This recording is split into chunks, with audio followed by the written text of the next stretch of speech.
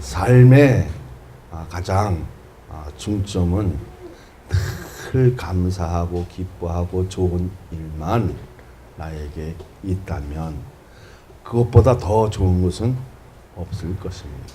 인생은 좋을 때 있으면 나쁠 때가 있고 햇빛이 쨍하고 쬐일 날이 있으면 먹구름이 낄 때가 있고 태풍이 불어오는 이러한 일들 속에서 내 삶을 바르게 평가할 수 있는 그 능력은 무엇일까 궁금해지는 이런 데서 보면 답답하고 열리지는 않고 막혀 있는 이 공간 속에서 우리의 믿음을 침투할 수 있는 다른 일들이 있어지기를 다 소망한다는 것입니다.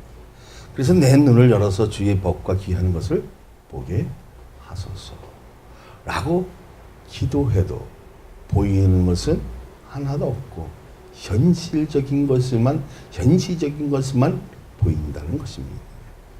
그래서 오늘은 하늘의 신비한 처음이란 말씀으로 성원의 하나님의 은혜가 교통되고 성령 충만을 받아 땅 끝까지 복음의 증인이 되시기를 예수 그리스도 이름으로 소망합니다. 자, 사람들은 신비한 일로 능력으로 평가하는 일은 참으로 어리석다고 하는데 산기도를 해야 또 어떤 굴 속에 들어가서 기도원에 가서 기도해야만이 능력으로 평가해서는 안 된다는 것입니다. 그 당시에도 영향력에 있게 행실하려면 얼마나 신비로운 체험을 했는가를 따지게 하는 경향이 있었습니다. 지금도 그러한 일들이 우리에게 일어나는데요. 하늘의 신비한 체험으로 영적인 능력을 평가의 기준으로 삼으려고 했던 것은 교인들의 현혹시켜서 진리를 바르게 가르치는 것이 아니라 혼란을 주고 도리어 복음을 멀게 하는 아픔을 주는 것을 우리는 알라는 것입니다. 넘어지고 행하는 일은 다 신비적인 요소이겠지만 그것이 타당성으로 복음을 제시할 수 있는 어떤 근거는 되겠지만 그것을 통해서 교리가 되어지고 구원의 확신을 갖는 그런 일은 안 된다는 것입니다. 누구를 믿어야만이 예수를 믿어야만이 구원을 얻을 수 있는 것입니다. 사랑하는 여러분, 주님께서 바울에게 단순한 진리만 주신 것이 아니라 하늘의 신비로운 기쁜 체험까지 허락하신 것입니다. 자, 이것은 다메섹으로 가는 중에 누구를 만났습니까? 바울이 부활의 주님을 만난 것처럼 또 다른 신비한 체험을 한 것입니다.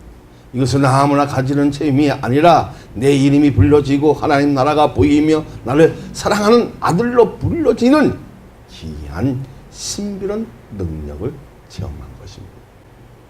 제가 목회한 동기도 이러한 동기로 되어졌잖아요. 어디 앞에서? 죽음 앞에서 사랑하는 아들아 성환아 일어나라. 그 당시엔 저는 이런 목회를 하려는 꿈도 가지지는 않았지만요. 어떤 그 마음의 그 복음에 대한 것은 이끌렸죠.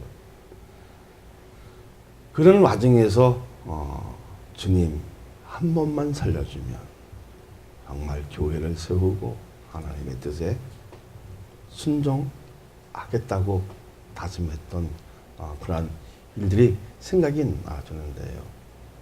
그렇다고 사람이 살려주니까 거기에 합당하는 것이 아니라 그 약속을 지켜야 하는 것이 아니라 다시 세상으로 향하여 달려가는 내 모습이 좀 한탄하고 가정스럽고 뭔가 이 현역되어지는 이런 화려한 것에 넘어지는 참 불쌍한 존재가 아닌가 이렇게 생각할 때도 있었습니다. 그런 그 와중에서 나를 살려주신 그 하나님의 음성과 빛과 그리고 어떤 그 신비한 그 체험을 통해서 아무나 가지는 체험이 아니라 내 힘이 불려지고 하나님 나라가 보이고 나를 사랑하는 아들로 불러지는 그 힘으로 지금까지 지탱해 왔다는 것입니다. 자, 그러면 이렇게 머뭇거리고 있는 것이 늘 이렇게 멈추고 있을 것인가? 여러분도 정말 하늘의 신비한 체험을 했다면, 미래를 볼 수 있는 눈을 가졌다면 한번 활짝 열어서 하나님의 뜻이 무엇인지 우리가 알아야 되고 거기에 발맞춰 나갈 수 있는 진정한 믿음이 흘릴 수 있도록 말씀에 근거한 것을 제시할 수 있는 하나님의 그 능력이 여러분에게 임하기를 원합니다.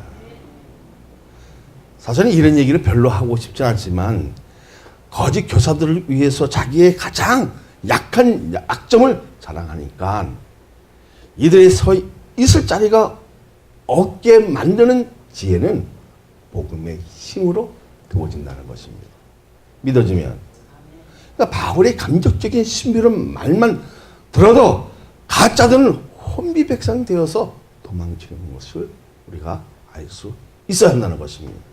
자, 그러면 여러분 하나님의 말씀을 가지고 한번 내 인생을 지탱할 수 있는 그러한 능력이 있다면 전문은 활짝 열려질 줄로 믿습니다. 교회가 불로 창출되어지는 것이 아니라 영원히 살아난 그 불을 창출할 수 있는 교회가 좋은 교회라는 것입니다. 할렐루야. 영적인 능력은 신비로운 체험으로 평가하는 것이 아니라 말씀 안에 거한 것으로 평가되는 줄 여러분 확신을 가지라는 것입니다. 기도원에서 오래 있었기 때문에 아니라 기술을 쫓아내는 능력 때문에 아니라 신앙 공부를 오래 해서 능력이 아니라 그 능력은 말씀에서 평가되어져야 한다는 것입니다. 할렐루야. 그러면 영역을 무엇으로 평가하는 것입니까? 하나님의 말씀이 던지면 속히 깨닫고 그것을 얼마나 실천하고 있느냐에 따라서 영역이 평가되는 것입니다. 할렐루야. 그럼 무엇이 영역이라고요? 네? 성령에 기록된 말씀에 정확하게 해석하고 그대로 실천한 능력이 영역인 것입니다. 이것을 가지고 무슨 역사? 엘리치 역사라는 거예요. 말씀이 던져지면 해석되어지고 이해되어지고 통변이 되어지고 통역되어지는 그러한 역사 속에 내 행진 지침은 말씀에 근거해서 그것을 의지하고 신뢰하고 전폭적으로 행할 수 있는 지혜를 가졌을 때 나의 영역은 폭발적으로 터질 수 있다 없다? 터질 수 있다는 것입니다. 할렐루야. 그렇게 되어지기를 소망합니다.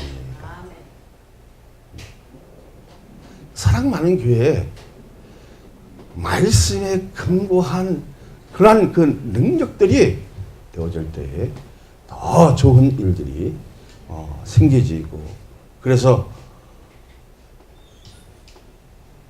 하나님의 능력이 폭발적으로 옮길 수 있는 불을 붙일 수 있는 저와 여러분이 되시기를 예수 그리스도의 이름으로 축복하여 드립니다.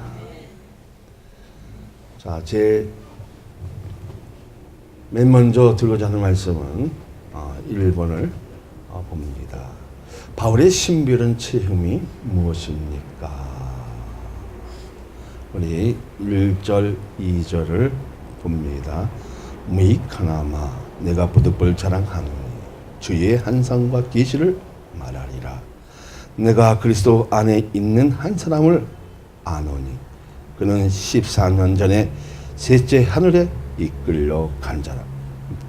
그가 몸 안에 있었는지 몸 밖에 있었는지 나는 모르거니와 하나님은 아시니라.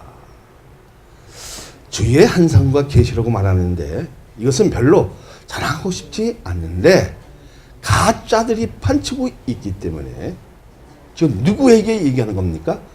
고린도 교인들을 위해 어쩔 수 없이 말한다는 것입니다. 다시 말하자면 영육이 나눠지고 한로로 이끌러 가는 것은 너희들은 모르지만 누구는 안다? 바울과 누가 간다? 하나님은 아신다는 겁니다. 그러니까 말씀은 그런 것이 아니라고 해도 저 사람은 영역이 없으니까 항명한다고 하면서 믿지 않았던 일들이 얼마나 많이 있습니까? 자, 그러면 믿음의 정의가 세지 못하는 경우는 우리가 보니까요, 말씀을 붙들지 못했기 때문에 조금만 어려우면 신앙이 도태되고 넘어지는 경향은 교회에서 많이 일어나는 사건입니다. 그러면 한상은 무엇이고 계시는 무엇인가를 발동하게 하는 계기가 되어진다는 것입니다. 할렐루야! 자, 한상은 헬라어로 옵타시인데 초자연적이고 기적적으로 어떤 실체를 보여주는 것을 말합니다. 저도 이런 한상은 초창기에 너무나 많이 봐서 나는 조용히 목사님보다 더 큰 교회를 세우고 더 많은 교인들이 있을 거라고 생각했는데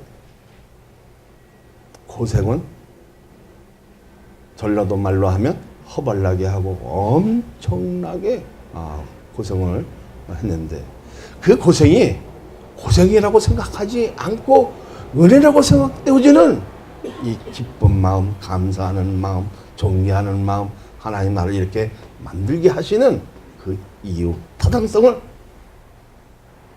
원망하지 않고 감사로 돌릴 수 있다는 것은 너무나 행복한 일이라는 것입니다. 할렐루야! 그래서 계시는 헬라어로 아포칼립시스인데 성령의 조명을 감추었던 진리를 깨닫도록 밝혀주는 것을 말합니다. 몰랐던 부분을 알아지게 하는, 또 깨닫게 되어지는 그런 일을 말하는 겁니다. 그러면 진정한 영역은 무엇입니까? 진정한 영역은 무엇? 하나님의 계시의 말씀을 정확하게 이해하고 해석하여 그대로 실천하는 데서 이루어진다는 것은 않지만 이러한 상태는 다 안다는 겁니다. 그 당시에는 직통이 되어지는 계시를 조해서 말씀을 전하는 사람은 매력이 있답다? 매력이 없었다는 것입니다. 바울은 부득불 자랑한다고 했습니다. 14년 전에 셋째 하늘로 끌려 올라가는 체험을 말한다는 것입니다. 14년 전에 셋째 하늘로 끌려 올라가는 체험을 정말 어떻게 해석해야 할 것인가. 이 체험을 아는 사람이 한 사람 있다고 하는 것입니다. 이 정도만 해도 엉터리 신비주의자들을 다 기죽일 수 있기 때문입니다. 이러한 신비적인 일은 다메섹 도상에서 시작된 것입니다. 주님을 만나고 그 말씀을 들은 것에 계시의 시작이고 이것을 편지로 쓰기도 하고 가르치기도 했고 여러 가지 환상 체험이 있는데 빌립보로 가기 전에 마게도냐 사람이 손짓한 환상을 본 것입니다. 그런데 가장 귀한 환상은 하늘로 끌려 올라가는 체험이었습니다. 바울은 이것을 세 번째 하늘이라고 하는데, 세 번 통과하여 하나님의 영역을 체험을 이루게 한 것을 믿어지며, 기도를 충만히 하면 몸이 뒤로 넘어지면서 누워있는 상태에서 자신의 육체를 보는 것을 말하는데, 그는 그것을 안에 있었는지 밖에 있었는지는 몰랐다고 하는 것입니다. 육과 영이 분리된 것을 말하고 있지요. 깊은 기도를 하면 누구나 이런 신비한 체험은 지금도 이루어지지만 그 체험이 복음의 전부가 아니라는 것입니다. 그것을 통해서 구원을 얻는 것이 아니라 누구를 믿어야? 예수 그리스도를 믿어야 이루어진다는 것입니다. 할렐루야. 그것이 작은 일 같은데 가장 위대한 일이고 우리에게 가장 귀한 뉴스라는 것입니다. 굿뉴스라는 것입니다. 믿어지면. 그러니까 이러한 체험을 유력한 사람도 우리 교회도 몇 명 있어지기를 소망합니다. 이 체험 실체로 그의 영혼이 몸을 떠나 잠시 하늘로 올라가는 죽는 체험을 한 것처럼 보이는 것인데, 미래를 열 수 있는 예언의 복, 어쩌면 영원히 떠지는 그러한 일들이 내 삶 속에 비춰질 수 있지만 가장 중요한 것은 무엇이다?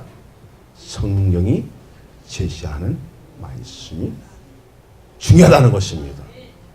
그 말씀을 의지해서 해석되어지고 이해되어지고 깨닫게 되어졌을 때 무엇으로? 실천으로 옮겨졌을 때 그 힘은 엄청나게 폭발되어진다는 것입니다. 할렐루야. 자기 몸이 누워있는 것을 위에서 내려보다가 하늘로 올라가는 체험이 정말 이런 시간이 되어지기를 소망합니다.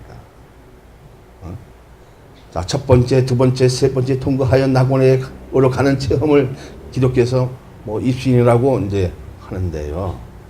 영적의 흥을 이기지 못하면 이런 현상은 일어나는데, 힘을 잃고 쓰러지는 것이 이것이 영역이 아니라는 것입니다. 물론 은혜의 체험인 것을 인정하나 경험한 사람이 얘기하면 신비자들의 입을 동할 수 있기 때문이라는 것입니다. 자, 4절을 한번 볼까요? 시작. 그가 낙원으로 이끌려 가서 말로 표현할 수 없는 말을 들었으니 사람이 가히 이르지 못할 말이로다. 할렐루야. 신비적인 요소를 우리가 체험할 수 있는 것이 있다는 것이 얼마나 감사한 일입니까? 낙원을 체험했고 거기서 말할 수 없는 말을 많이 들었다고 합니다. 세상의 말이 아니라 천사의 가장 아름다운 말로 들었다는 것입니다.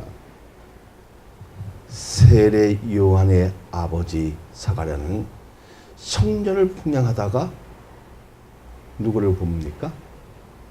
천사를 보았는데 그를 통해 앞으로 되어질 일에 대한 말을 듣게 되는데 그 결과로 뭐가 됩니까? 벙어리가 됩니다.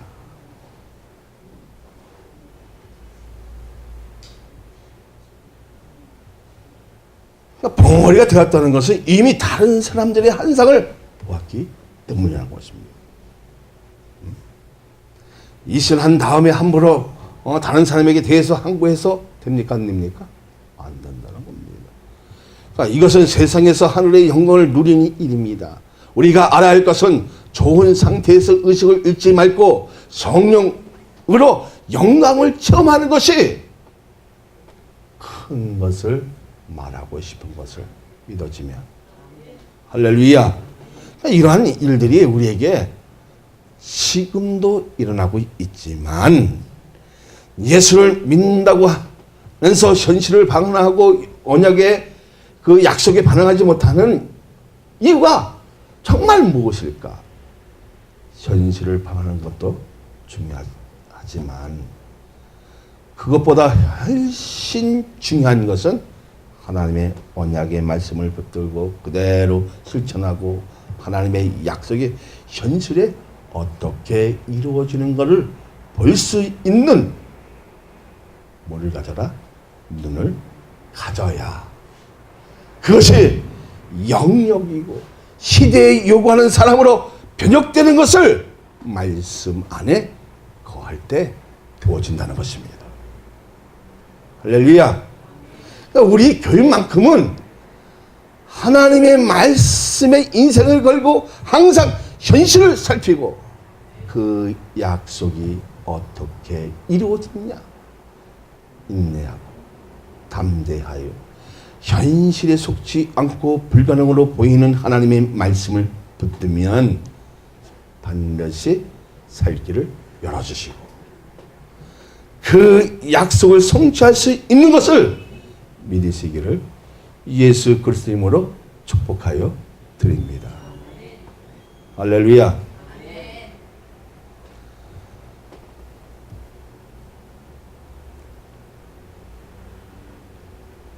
다음으로 드리는 말씀은 2번을 봅니다.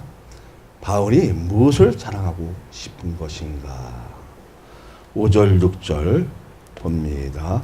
내가 이런 사람을 위하여 자랑하겠으나 나를 위하는 약한 것들 위에 자랑하지 아니하리라. 내가 만일 자랑하고자 하여도 어리석은 자가 되지 아니할 것은 내가 참말을 함이라. 그러나 누가 나를 보는 바와 내게 듣는 바에 지나치게 생각할까 두려워하여 그만두노라. 신비로운 체험을 자랑하고 싶은 것이 아니라 세상에서 끝까지 타락하지 않고 말씀대로 살고 그 뜻을 쫓아 지키는 것을 자랑하고 싶어 했다는 것입니다. 자, 신비로운 체험은 자기 자신이지만 세상에 살고 있는 것도 자기 자신이고 수많은 환상을 보았고 말씀을 주셨는데 여기서 중요한 것은 환상의 종이 아니라 무슨 종? 말씀의 종이라고 불려지기를 원했다는 것입니다. 바울이 뭐만 들어도 선서만 들어도 귀신이 쫓아나고 치유되는 것이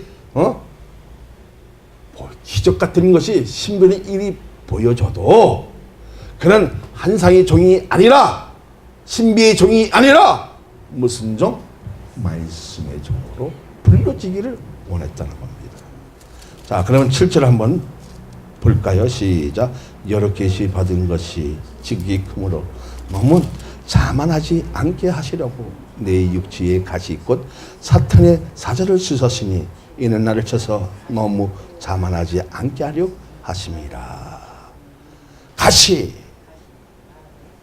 여러분, 내 육체에 가시가 있다는 것이 얼마나 고통스럽고 아픈 일인지 압니까? 자, 이 가시는요, 스컬롭스라고 하는데요, 뾰족한 송곳 알죠? 네? 송곳. 그곳으로 어떻게? 콕콕 찌르는 그 아픔이 자신의 어디에 있었다? 육체에 있었다는 거예요. 그래서 이것이 너무 괴로워서, 너무 아파서 누구한테 간구했다? 주님께 3분이나 간구했는데, 바울아, 너 은혜가 은혜가 족하다. 사랑하는 여러분, 바울이 뭐만 들어도, 수건만 들어도 치유되어지고 환상을 보게 하고 기적 같은 일이 일어났는데 자신의 병은 고칠 수가 없었다는 것입니다. 근데 그것은 이유가 있었지요. 자기를 자만하지 않게 하고 교만하지 않고 더 겸손하게 만들기 위한 작품이었다는 것입니다.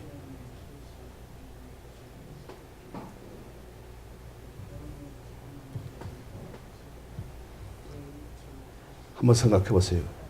신비로운 체험은 자기 자신이지만 세상에 살고 있는 것도 자기 자신이고 한상을 수많은 한상도 본 것도 자기 자신인데 여기서 중요한 것은 뭐하다?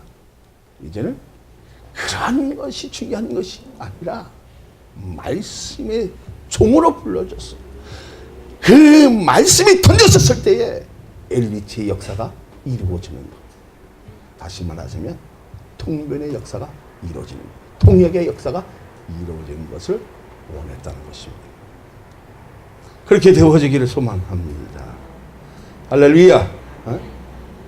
진정한 축복은 한상이 아니라 하나님의 비밀을 깨닫고 진리를 알아가는 것이고 그것을 통해 하나님의 진정한 선한 맛을 보기를 원했다는 것입니다.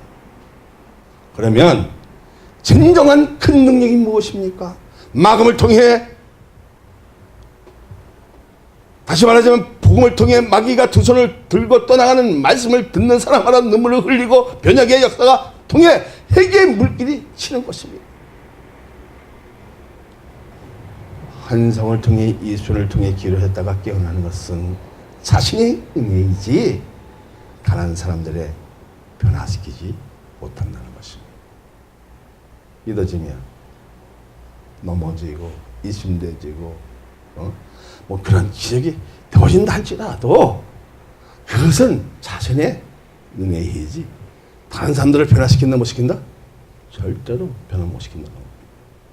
말씀이 아니고서는 사람은 절대로 변화시키지 못했기 때문에 말씀 전하는 것이 절대적인 것을 말하고 있는 것을 믿으시기를 바랍니다.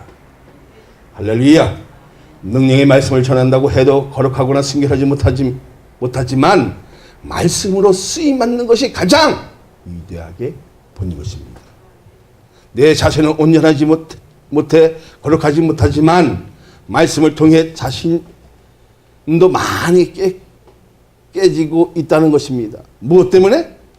자기의 허물을 드러내고 있는 것인가? 허물을 주지 않았으면 교만하여 하늘을 찌르고 남을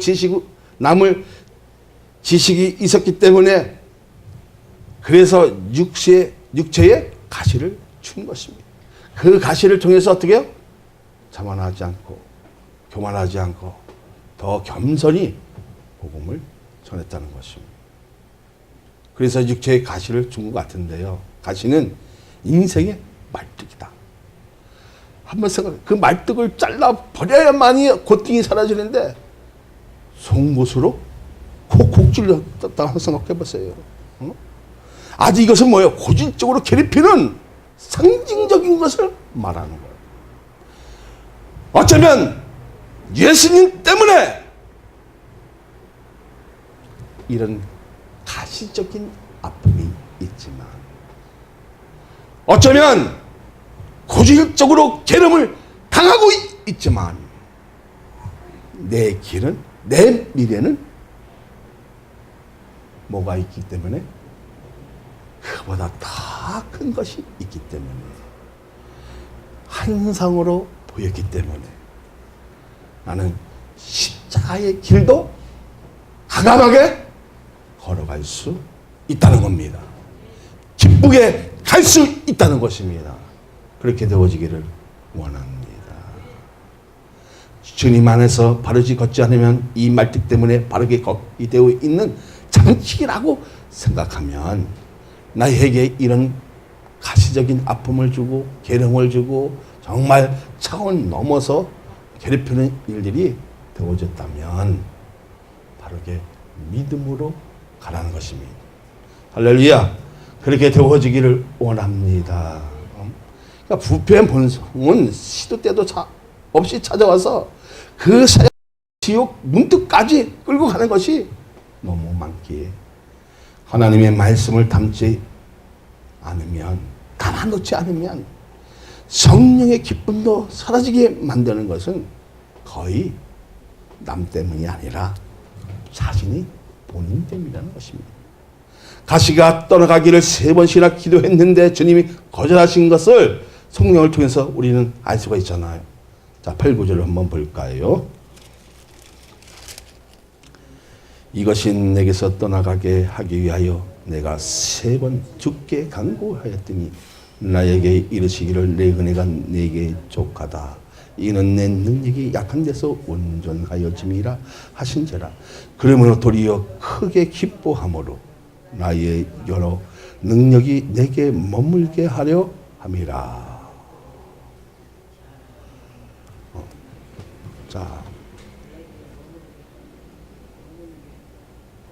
자, 나의 여러 약한 것들에 대하여 자랑하는 이는 그리스도의 능력이 내게 머물게. 어쩌면